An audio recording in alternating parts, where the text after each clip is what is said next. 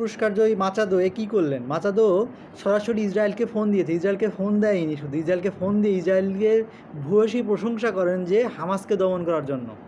মানে একটা যে শান্তি প্রতিষ্ঠার জন্য যাকে নোবেল দেওয়া হলো, এমন একটি লোককে নোবেল পছন্দ করা হলো, যে লোকটি আমার মনে হয় ডোনাল্ড ট্রাম্পের চেয়েও নিন্দনীয়। কেন নিন্দনীয়?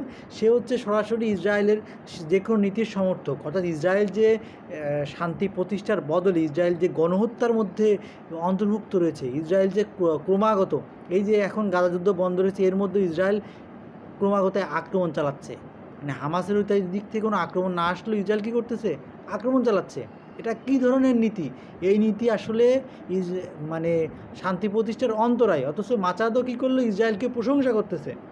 এই যদি হয় নোবেল পুরস্কার, শান্তি পুরস্কার পাওয়া মানুষের কার্যক্রম, তাহলে এই বিশ্বে নোবেলের প্রতি কিন্তু আগ্রহ উঠে যাবে, যে নোবেল প্রাইজ তাকেই দেওয়া হচ্ছে, যেই নোবেল প্রাইজ যেই লোকটি মুসলমানদের নিপীড়নের জন্য কাজ করতেছে।